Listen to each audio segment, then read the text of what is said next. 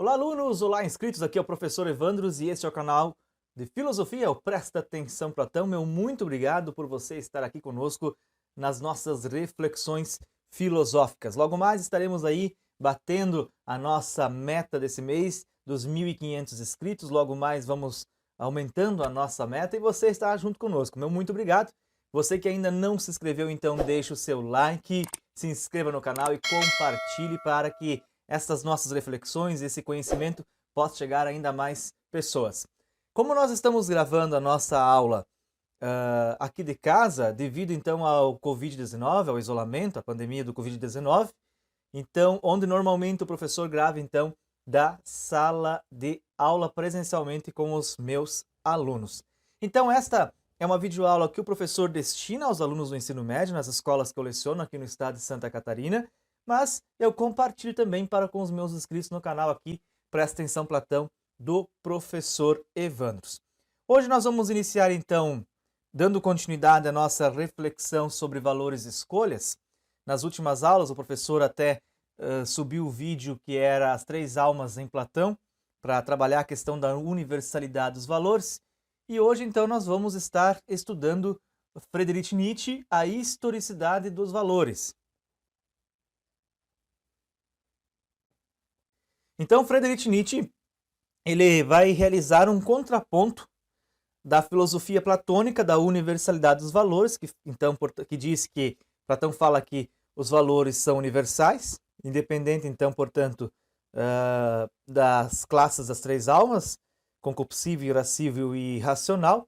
E ele fala, então, que nas 3 almas, ou também nas 3 classes sociais, que ele pensava a cidade justa de Platão, artesãos, guerreiros e filósofos, né?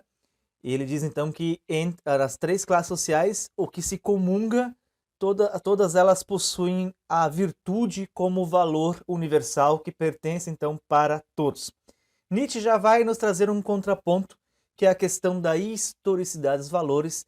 Ele diz então que os valores são históricos, construídos dentro de um tempo e dentro de um contexto, ok? Vamos lá então à nossa reflexão. Antes de mais nada, deixa o professor tomar uma água aqui.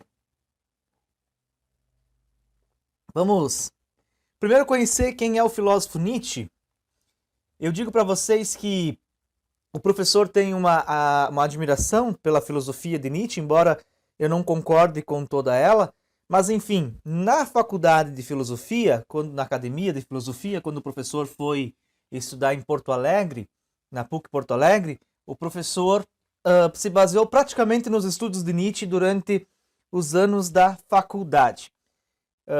Inclusive deixa eu pegar aqui, o meu TCC foi feito em Nietzsche. Tenho aqui um rascunho do meu TCC, foi realizado em Nietzsche, a transvaloração dos valores como pressuposto filosófico para a morte de Deus. Então, desde aí, comecei a fazer a leitura de Friedrich Nietzsche. Nietzsche é um dos filósofos mais estudados, mais comentados no mundo da filosofia, e porque o seu pensamento é um pensamento muito atual e nos traz reflexões bem interessantes. Vamos lá então para a biografia de Friedrich Nietzsche. Nietzsche nasceu então, portanto, na Prússia em 1844, numa família religiosa. Ele era filho de um pastor protestante. Pai, tio e avós eram ministros luteranos. Seu pai e seu irmão, então mais novo, morreram quando ele ainda era criança e Nietzsche cresceu ao lado da mãe, da avó e de 2 tias. Aos 24 anos, tornou-se professor na Universidade de Basel, onde conheceu o compositor Richard Wagner, que o influenciou fortemente, até o antissemitismo do músico levar Nietzsche a romper a amizade. Em 1870 contraiu difteria e disenteria, né? E depois disso passou a sofrer de problemas de saúde. Foi forçado a deixar o cargo de professor em 1879 e nos 10 anos seguintes viajou pela Europa. Em 1889, desmaiou na rua quando tentava impedir que um cavalo fosse chicoteado e sofreu alguma forma de colapso mental, do qual nunca se recuperou. Morreu em 1900, aos 56 anos de idade. As obras principais de Friedrich Nietzsche, para quem queira buscar e acompanhar, de 1872, O Nascimento da Tragédia, de 1883 a 85, período ali, Assim Falou Zaratustra, talvez uma das obras mais principais de Nietzsche. Depois, 1886, Para Além do Bem e do Mal. Em 1888, O Crepúsculo dos Ídolos. Como disse para vocês, o professor gosta muito da abordagem filosófica nietzschiana, embora eu não seja um nietzschiano convicto, no sentido assim de vivência dos valores da filosofia de Nietzsche, mas eu concordo em boa parte da reflexão e em outras partes eu faço algumas observações, algumas discordâncias. O professor, inclusive, vai, ao longo aqui do nosso canal, eu vou fazendo abordagens mais aprofundadas de Nietzsche. Gostaria de fazer vídeos um pouco mais curtos, mas o professor não é youtuber, não produz vídeo simplesmente para entretenimento. As minhas aulas precisam ser esmiuçadas, explicadas, porque a minha linguagem é uma linguagem voltada então para alunos. Tem do ensino médio, tem também inscritos que são acadêmicos e utilizam essas aulas também para suas reflexões, etc. e tal. Se você quer enviar para o professor alguma pergunta, alguma sugestão de tema para ser abordado, é só mandar então no e-mail que está aparecendo aqui na tela, professorevandros@gmail.com. Vamos então ao texto, estudando Nietzsche então? No final do século XIX, Friedrich Nietzsche fez uma pesada crítica à ideia platônica de universalidade dos valores, que é a ideia de Platão, tá? O filósofo alemão argumentou que eles são produzidos historicamente, de acordo com a situação do indivíduo no contexto social. Por essa razão, ele anunciou que a principal tarefa da filosofia seria produzir uma escala de valores mostrando a sua hierarquia. Quando nós tratamos de valores, quando nós tratamos de moral, a reflexão platônica então diz que existe uma ideia fixa daquilo que é valor. E Nietzsche, nos seus textos, ele discorda desta ideia fixa de valores. Inclusive, ele tem uma dificuldade muito grande com a questão da moral. Claro que se você observar, Nietzsche era filho de pastor protestante, então na vivência dele, ele deve ter recebido muitos nãos na vida dele, nesse sentido. Então ele tem uma certa dificuldade em relação à ideia de moral. Contrário a Kant, por exemplo, que é a moralidade pura, o imperativo categórico de Kant, né? Inclusive, Nietzsche tem uma crítica severa tanto a essa reflexão kantiana como também a reflexão de Platão nesse mesmo sentido. A crítica de Nietzsche, então, à ideia de valores universais, aparece especialmente em suas obras Além do Bem e do Mal, o prelúdio a uma filosofia do futuro, publicada em 1886, e a Genealogia da Moral, uma polêmica publicada em 1887. Genealogia da Moral, já diz, é quase que a origem da ideia da moral. Continuando aqui a nossa reflexão, então Nietzsche fala o seguinte: no primeiro livro, o filósofo reflete sobre a moral com uma prescrição de formas de agir com base em valores considerados universais. Ele afirma que os filósofos sempre se preocuparam em encontrar os fundamentos da moral, isto é, os valores básicos que garantem a existência de uma moral, mas nenhum deles se preocupou-se com a própria moral, uma vez que ela foi sempre considerada como dada. Nietzsche lança então seu desafio. É sobre a própria moral que se precisa pensar, compreendida na história, analisada em suas origens. A diferença de Nietzsche em relação a tantos outros filósofos é que ele não pega o dado, a reflexão como algo pronto. Vamos pegar, por exemplo, a ideia da verdade.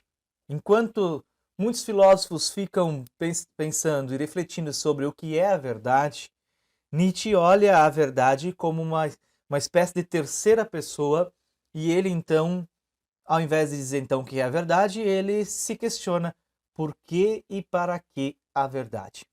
É esse olhar diferenciado de Nietzsche que faz dele um dos pensadores muito peculiares na questão da moral, na questão dos valores.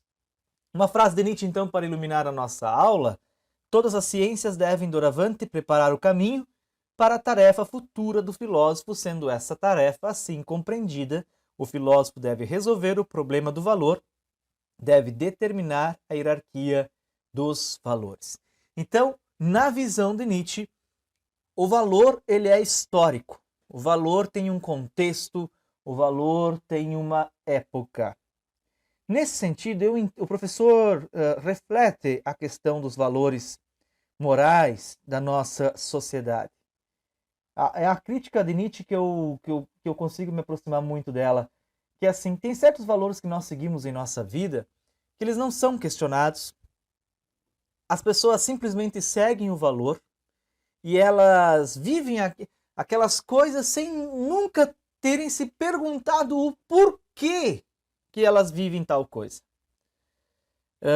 E assim elas vão seguindo ritos, vão seguindo conceitos dos quais elas simplesmente, como diz o professor Clóvis de Barros Filho, passa boi, passa boiada, passa vaca, passa vacada, passa girafa, girafada, ou seja, o sapo sapeia, o mar mareia e as coisas vão.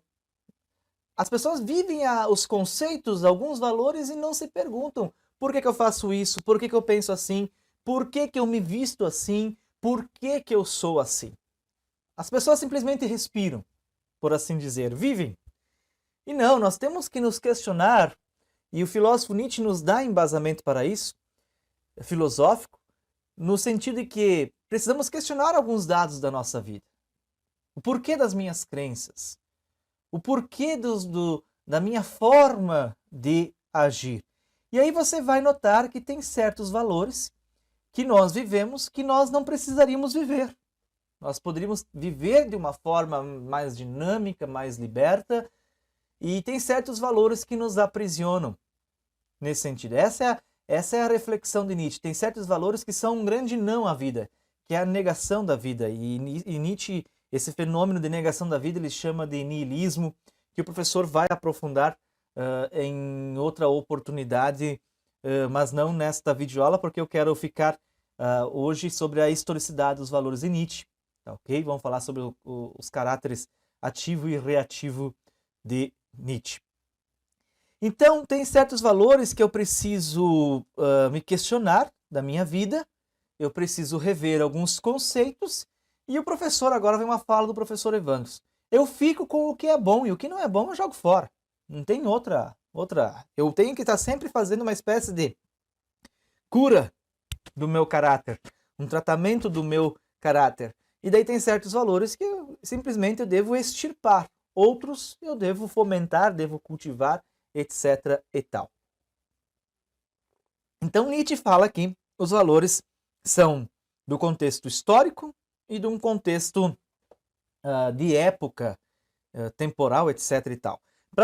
Para que os meus alunos possam entender de forma mais simplória. Por exemplo, a questão do casamento em épocas atrás. Nós tínhamos toda a questão, por exemplo, da ideia do dote, etc. e tal. A jovem, ela era entregue pelo pai a um jovem rico promissor, etc. e tal, vendia-se o dote, etc. e tal. E então ela simplesmente tinha que aceitar, porque o pai assim queria. Hoje, o mundo mudou.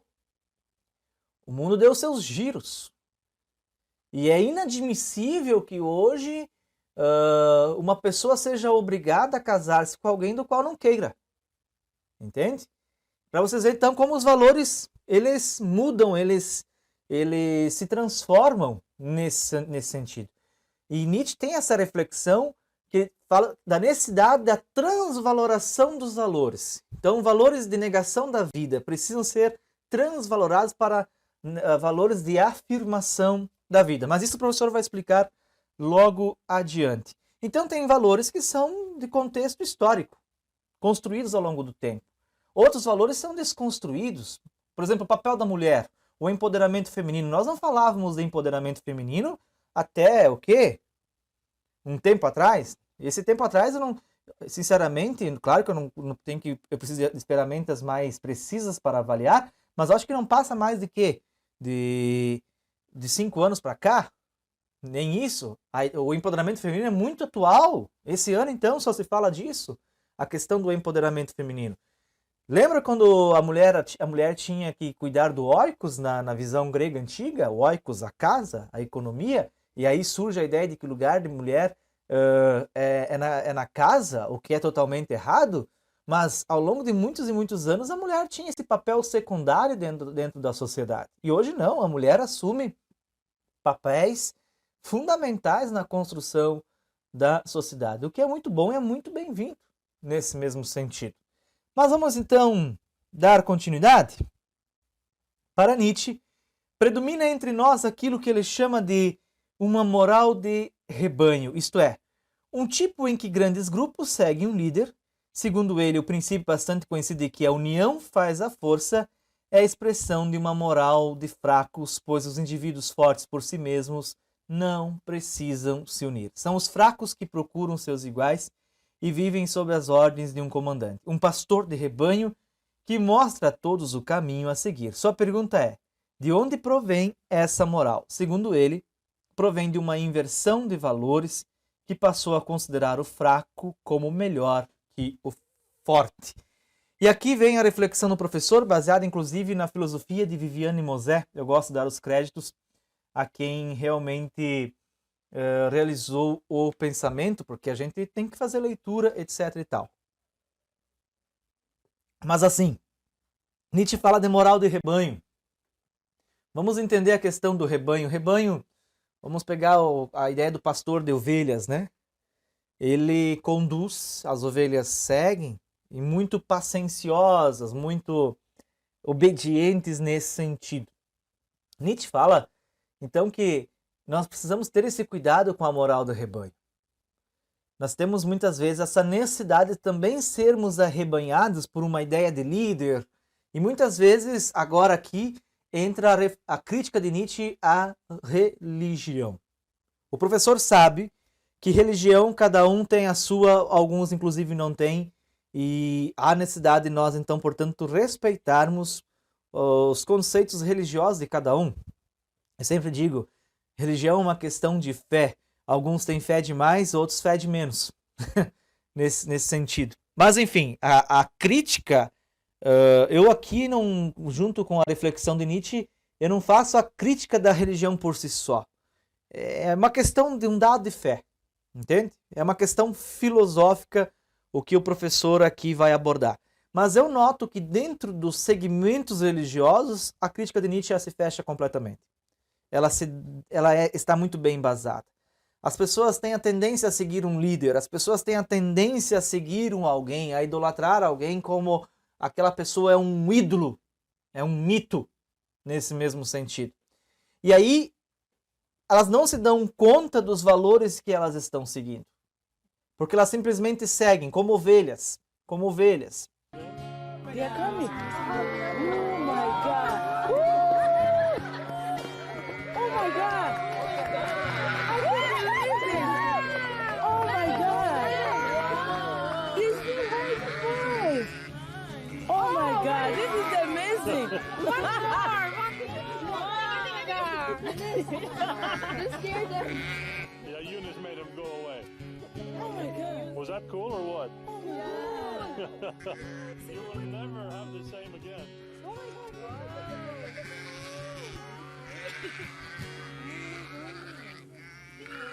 I can't believe the video. Em sala de aula, o professor sempre teve também essa experiência com os alunos que são muito de pensamento de ovelha. Ou seja, a questão da obediência, né? E não realizar a própria reflexão, não realizar a própria crítica. Eu sempre preferi, por exemplo, alunos que muito mais do que ovelhas fossem cabritos em sala de aula. Professor, mas o que o senhor está dizendo? Que então, portanto, a desobediência? Não, não é a questão da desobediência, é a questão da audácia. A questão da audácia. E esse mesmo exemplo que eu vou usar aqui de sala de aula serve também para a sociedade. nesse mesmo sentido. Por quê? Quem é muito ovelha, nessa metáfora, é muito paciencioso, muito ordeiro e segue muito a regra. E não faz uma reflexão crítica daquilo que está seguindo. É nesse contexto que o professor Evandros está falando. Agora, quem tem esse espírito cabritesco, por assim dizer, é o espírito de contestação, de análise crítica. E aí, por isso que o professor brinca em sala de aula que eu prefiro muito mais alunos cabritos do que alunos ovelhas. Por quê? O cabrito, ele sobe em árvores. Ele sobe montanhas, penhascos. Vocês já notaram essas imagens? De cabritos que sobem em penhascos. Ou seja, ele fez um esforço para chegar lá. Para subir numa árvore, ele fez um esforço para chegar lá. A ovelha não faz isso. Nesse mesmo contexto, você pega o exemplo de cabritos e ovelhas para o contexto, então, portanto, da sala de aula para a sociedade. Pessoas que ficam seguindo líderes sem, ao menos, realizar um questionamento sobre a ação desse líder. Se ele manda pular de uma ponta, elas pulam também. Se ele manda eles para aquele lugar, elas vão com muito prazer. E não é assim que as coisas funcionam. E aí você pega esse mesmo contexto e traz para a crítica de Nietzsche à religião. Pessoas que simplesmente seguem conceitos religiosos sem, ao menos, se questionar nesse mesmo sentido. E Nietzsche faz uma pesada crítica ao cristianismo. Essa reflexão o professor Evandros vai abordar nos próximos vídeos, a crítica de Nietzsche ao platonismo e a crítica de Nietzsche ao cristianismo. Mas ele faz uma pesada crítica. Por quê? Os valores cristãos, na visão de Nietzsche, não é na visão do professor Evandros, ok? Mas na visão de Nietzsche, os valores cristãos são valores de essa extrema obediência, dessa extrema ideia de que o fraco é mais forte do que o forte em si. Então, quando ele fala assim, são os fracos que procuram os seus iguais e vivem sob as ordens de um comandante, né? A expressão de que a união faz a força. É a expressão de uma moral de fracos, pois os indivíduos fortes por si mesmos não precisam se unir. Eu tenho que reconhecer, na visão de Nietzsche, eu tenho que reconhecer que eu sou uma pessoa que eu posso. Porque na visão de Nietzsche, bons não são os fracos. Bons não são aqueles que se fazem de coitadinhos. E aqui vem a crítica do professor Evandros em relação ao sistema educativo. Segura que lá vem bomba. Presta atenção. Bomba. Vem crítica, pesada inclusive. Tem muito educador que volta o seu olhar simplesmente para o vitimismo social. Eu, professor Evandros, eu sei que o contexto social, ele influencia muito na vida do ser. O professor sabe, eu nunca tive uma vida fácil. Se hoje o que eu tenho, o que eu possuo e o que eu sou é construção do meu esforço, do meu trabalho. E eu falo para vocês que na minha época não tinha Enem, na minha época não tinha SISU, tudo quanto é U aí, entende? Nesse mesmo sentido. E o que eu conquistei é fruto do meu trabalho. Cheguei aonde eu estou, fruto do meu esforço pessoal. Eu, Evandros, professor Evandros, falo por mim, não falo pelos meus colegas. Mas eu, professor Evandros, eu procuro valorizar o bom. Aquela pessoa que se destaca. Porque ela tem aquela visão do cabrito, né? De se superar, de subir em árvores, de subir em penhasco. E às vezes nós, como professores, tenho professores que acompanham as minhas videoaulas. É só uma reflexão, colegas. Mas assim, nós temos a tendência de, na hora de avaliarmos os alunos, ficarmos observando pelo contexto social do aluno, para ver se ele é pobre, porque antes de eu avaliar eu tenho que ver se ele é um coitado. Gente, vamos parar com isso. O aluno tem que ser avaliado pelos seus méritos. Independente se ele é pobre, independente se ele não tem tal coisa, etc. e tal. Eu tenho alunos meus que nesse momento de isolamento social, da Covid, que não tem um computador para digitar. Como muitos têm, para digitar um trabalho.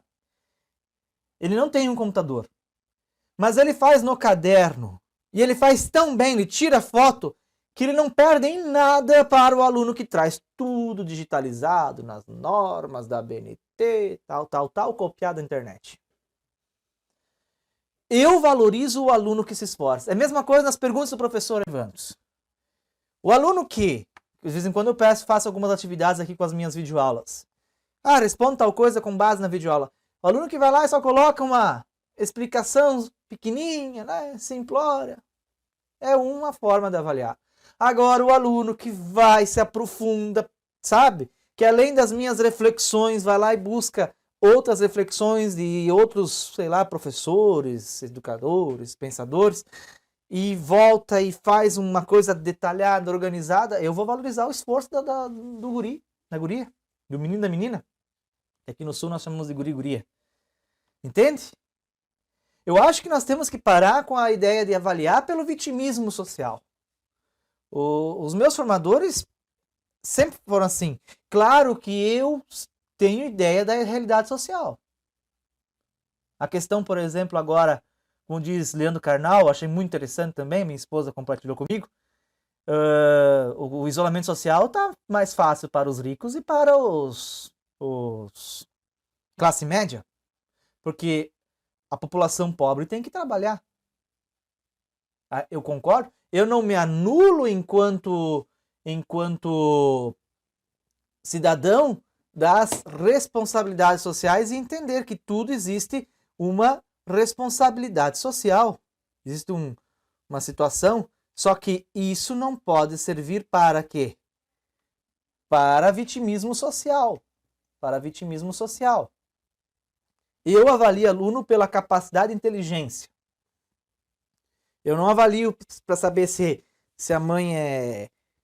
Bom, não posso nem falar o que eu queria falar aqui, porque eu estou agora num contexto de aula.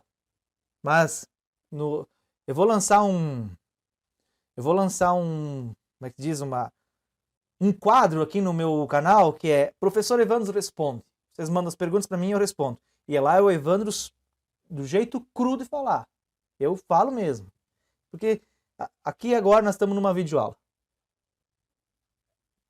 Mas tem professoras que em reunião de, como é que posso dizer, aqueles conselhos de classe, eu não tenho nem paciência de ouvir. Vamos lá naquela reunião de professores, e aí em vez de nós avaliarmos o aluno tem capacidade? Tem ou não tem? Elas começam, mas tem que ver de que é pobrezinho, que não sei o que, não sei o que. A mãe, né? A mãe é isso, a mãe é aquilo, eu já corto. Vida pessoal do aluno não quero saber. Porque ele namora com a fulana tal. Vida pessoal eu não quero saber. Eu quero saber é bom ou não é bom. É simples. É tão difícil seguir nesse caminho. Mas vamos lá, por que eu tô falando isso? Porque Nietzsche fala que nós devemos valorizar o caráter ativo e não o caráter reativo.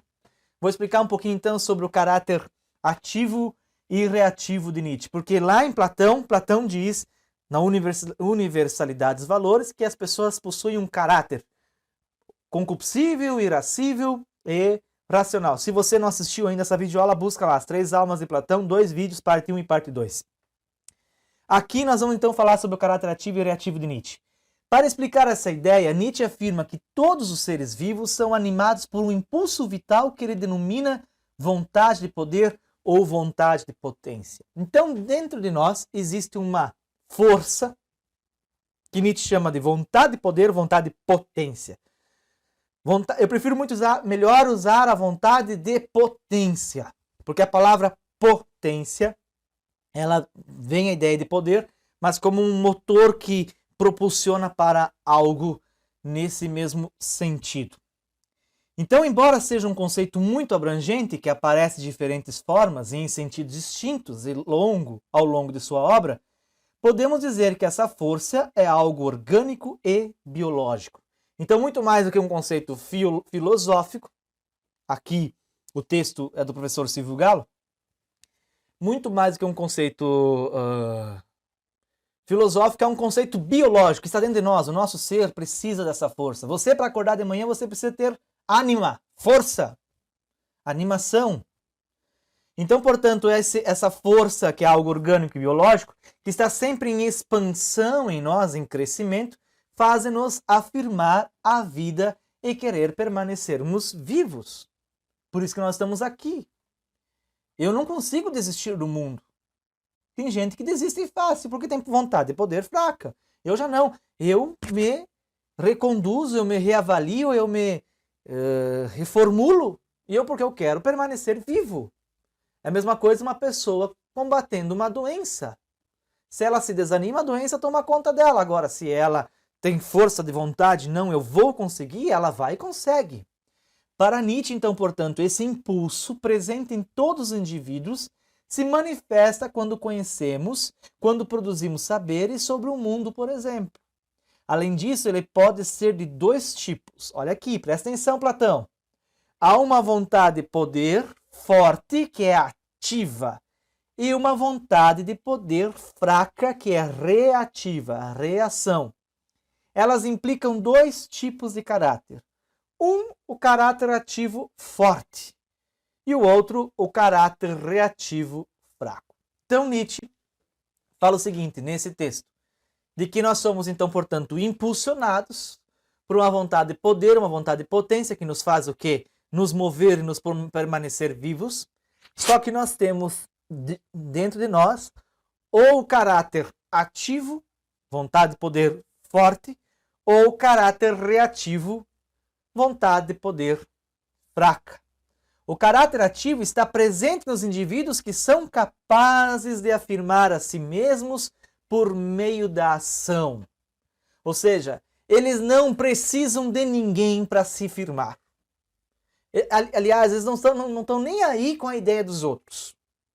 Eles tiram de dentro deles as razões, os valores para as ações deles. Então, portanto, eles são capazes de afirmar por si mesmos através da ação. Eles não são aquelas pessoas paradas. Eles fazem acontecer. É que nem aquela pessoa, se eu ganhar na loteria, como eu vou ficar milionário? Mas, meu irmão, você nem joga. Se ao menos você jogasse, mas você não joga. Um outro exemplo, uma vez eu dei na sala de aula, tá lá rachando uma parede atrás do aluno. Ele olha, tá rachando. Tem nada acontecendo. Meu irmão, dá uma olhada, que lá tá rachando, pode cair em cima de você. Presta atenção. O negócio tá sujo na tua frente, a tua mesa tá desorganizada, arruma. Ele não, ele é passivo demais, né? É tudo muito... Mas enfim. Então, portanto, as pessoas que têm esse caráter ativo, elas são capazes de dizer um grande sim à vida. E a vivem de forma intensa. Aqui vem as minhas proximidades com Nietzsche. E eu gosto de viver a vida, então, portanto, de forma intensa. A palavra intensa é um grau, ela é uma ideia de que você vive de forma inteira. E não é só nos momentos. A gente busca a felicidade simplesmente para os momentos. Daqui a pouco eu vou falar sobre felicidade, hein? Não, a felicidade é agora. Eu sempre estou com um copo d'água aqui nas aulas, né? Tem gente que toma água assim. E volta a trabalhar. Gente, se você está numa situação terminal, uma doença terminal no hospital, que nem água você pode beber, as pessoas vão molhar os teus lábios com algodão para não ressecar. Isso aqui tem um valor tremendo na vida. O tomar água passa a ser algo não mais simplório, mas algo extremamente significativo. Então, eu sei que isso aqui é vida, e daí eu tomo de forma intensa. Olha a diferença. Então, viver de forma intensa. Eu não estou aqui no mundo simplesmente para ocupar espaço como alguns estão. Com o nariz desse tamanho só para respirar ar. Entende? Não, eu estou nesse mundo porque eu tenho um projeto, eu tenho uma vida, eu quero viver de forma intensa. Os meus amigos, eu não tenho muitos amigos, mas os que eu tenho, eu procuro viver de forma intensa. Entende? Um encontro com amigos, não esteja lá por estar. Vive de forma intensa. Se é para estudar, vamos estudar de forma intensa. Se é para ensinar, vamos ensinar de forma intensa. Se é para dirigir, respeitando, obviamente, o código de trânsito, eu vou dirigir de forma intensa, fazer as coisas com, sabe, com vontade. Não estou dizendo para correr. Mas, sabe, dirigir com vontade. Porque quem sabe, vai saber o que me espera lá futuramente, eu nem dirigir não posso mais. Aliás, vou envelhecer, vai chegar um momento que eu não vou poder dirigir. Entende? É nesse ponto de vista, um exemplo de caráter ativo, como diz aqui o Silvio Galo, é de um artista que cria suas obras segundo os seus impulsos, sem se importar-se com as convenções sociais, se sua obra será ou não bem recebida pelo público. Sua criação é uma afirmação de si mesmo. Já aviso para os meus alunos, já aviso para os meus inscritos. O canal do professor Evandros de Filosofia, Presta Atenção Platão, não é para agradar criancinhas. Não é para você simplesmente ter um recreativo na tua vida. A minha função aqui como professor para os meus alunos é educar. E para os meus inscritos é fazer com que vocês tenham um rompante na vida de vocês através da filosofia e possam, através dessas reflexões, mudar as convenções sociais, o contexto social de cada um. Mudar para melhor. Porque tem gente que é assim, né? Que manda para o professor aqui a crítica, pode mandar a crítica. Inclusive, eu não sou perfeito. Ah, professor, você deveria fazer vídeos mais curtos. Não! Porque eu não sou youtuber. Aqui é vídeo aula, eu já coloco lá, vídeo aula. Eu não estou aí para o teu entretenimento, eu não estou aqui para você ficar rindo, embora muitas vezes eu sou um palhaço. Mas enfim, isso aqui tem um intuito pedagógico, um ensino. Entende? E alguns assim, querem mandar a sua crítica, mande, mas não necessariamente eu vou seguir sempre o que você quer. É uma questão de brio. Entende? Eu não sou de seguir fazer. Eu poderia fazer aqui meus vídeos de acordo com. Imagina, né? Para vocês me entenderem o que eu quero dizer, assim. Poderia fazer aqui uma banheira de Nutella, né? E ficar batendo palminho que nem uma foca tonta. E o canal explodiria. O canal subiria, né? Eu não teria aí os meus 1.460 inscritos, estão indo para 1.500. Não, eu já estaria lá em 5 milhões. Porque o que agrada o povo é futilidade. O que agrada o povo é asneira. É Anitta. É Pablo Vittar. Filosofia é para poucos. Por isso que eu vejo que o meu canal ele vai crescendo, mas é porque ele vai selecionando. Eu não estou aqui pelo número, estou aqui pela qualidade. Pela qualidade. Então eu não faço vídeo para entretenimento. Já tem os palhaços da vida. Nesse sentido. Eu faço vídeo para refletir. Para buscar uma mudança na minha vida. E na vida dos meus alunos e dos meus inscritos. Que estão por aqui porque gostam de filosofia. Nesse mesmo sentido. Eu tô nem aí com a opinião dos outros. Porque você deve seguir assim, porque você deve seguir assado. Imagina o que os outros vão dizer. Entende? Mas, se os outros pagassem minhas contas, mas não pagam, né? Vamos lá então. Já o caráter, entenderam o caráter ativo de Nietzsche? O indivíduo tem vontade de poder forte, é capaz de dizer um grande sim à vida, não se importando com o que os outros dizem. Isso é importante, hein? Já o caráter reativo é o indivíduo que não é capaz de afirmar a si mesmo, senão por meio da negação do outro. Ele não age, mas ele reage às ações do outro. É o dito do aluno que fica enciumado do outro colega quando o outro colega tira 10 e ele não. Já teve isso? Você é jovem, você é aluno. Você já teve isso? Os meus inscritos também façam essa reflexão. Se você já sentiu ciúmes de alguém por ser melhor que você, lamento dizer, você tem caráter reativo. Porque se alguém for melhor que você na vida em alguma coisa, não sinta ciúme, não reaja. Você vai dizer o seguinte, agora ele é bom, mas eu vou ser melhor. Hoje ele foi bom, mas amanhã eu vou ser melhor. Isso é ativo forte. Caráter ativo forte. Agora, aquele que reage, professor, mas por que o fulano tirou 8 e eu tirei 6? Professor, por que o fulano tem 10 e eu tirei 9? Porque o outro foi melhor que você. Não tem outra explicação. É simples. É ipsilitris, ali ó, na letra, na lata.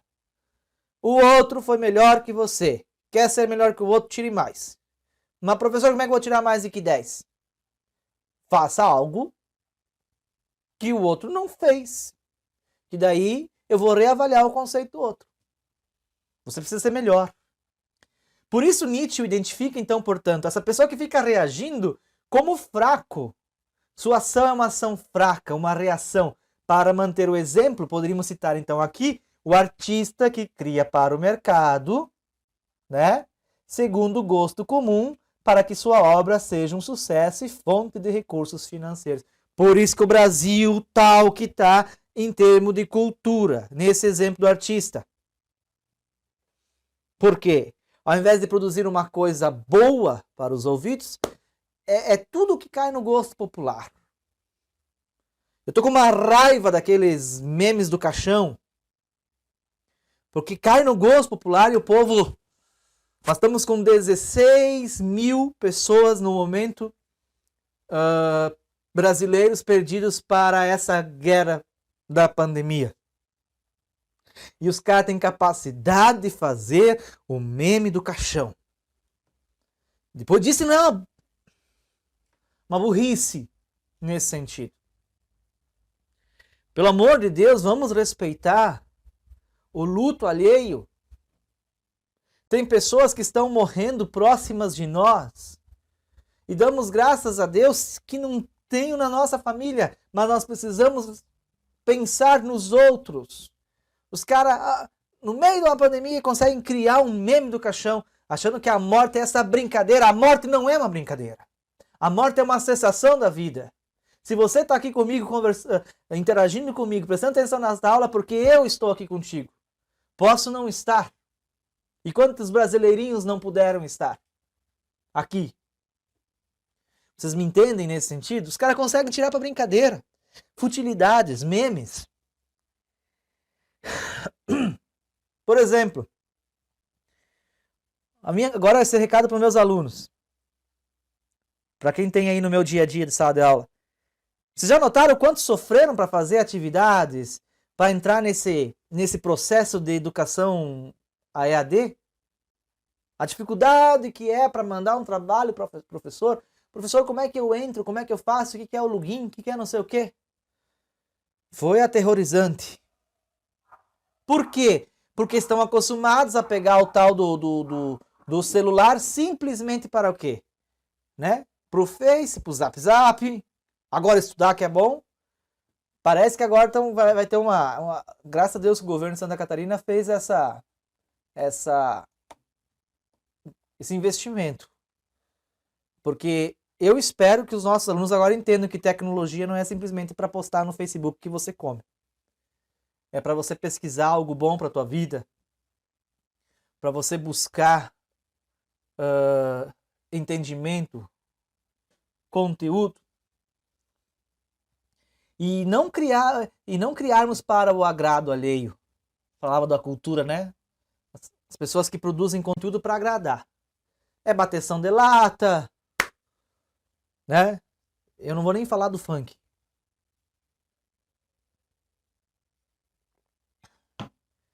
Que Deus criou a música.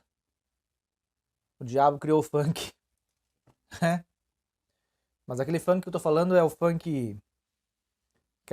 mais é aquela pornografia. Né? Que a gente muitas vezes vê aí nos bailes funk que a gente vê. Pelo menos eu vejo pelas televisões. Mas vamos lá. Os indivíduos fortes são aqueles capazes, então, portanto, de dizer eu sou bom. Por isso eles são nobres, poderosos, superiores na visão de Nietzsche. Os indivíduos fracos são aqueles que olham para o forte e dizem você me domina, então você é mau. E se você é mau, eu, por oposição, sou bom. Olha aí a contradição. Então o indivíduo forte é aquele que é capaz de dizer eu sou bom. Não, eu faço muito bem.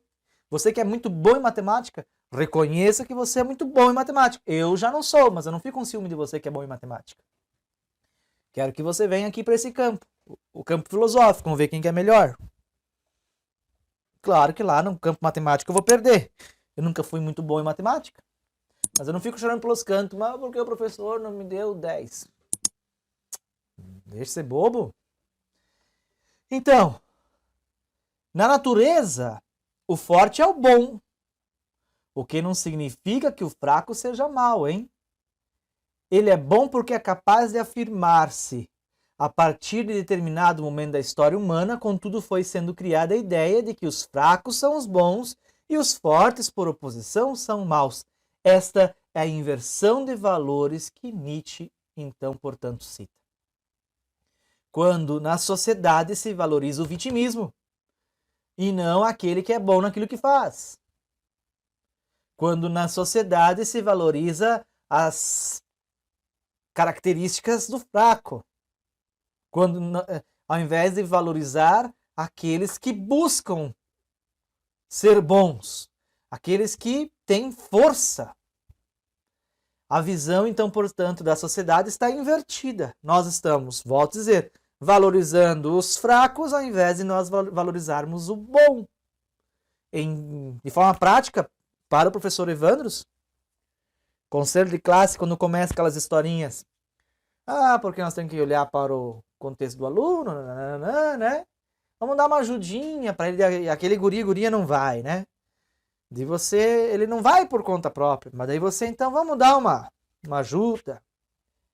Beleza, então vamos dar uma ajuda? Vamos dar uma ajuda. Mas eu também olho para os meus alunos que são bons. Espera aí, eu tenho uma aluna aqui que ela é muito boa na reflexão filosófica, um aluno, uma aluna. Ele é média 9. Eu tenho todo um conceito de métrica de avaliação. Ele é média 9.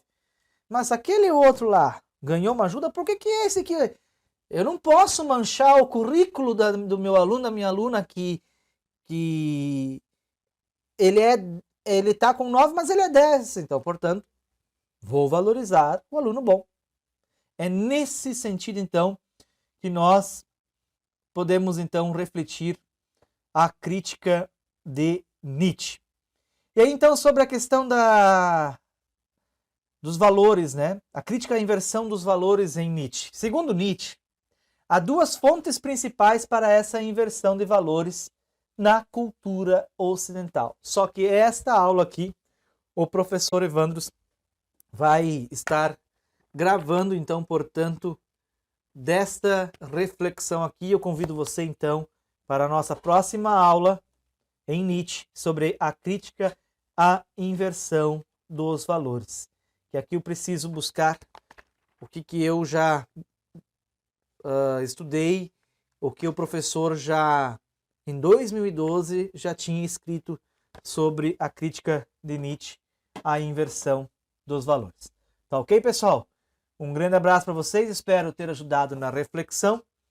E deixe aí no comentário dos vídeos o que você aprendeu para a sua vida, para a sua caminhada existencial com esta reflexão do pensamento de Friedrich Nietzsche. Um grande abraço para vocês e presta atenção, Platão. Até mais, tchau, tchau.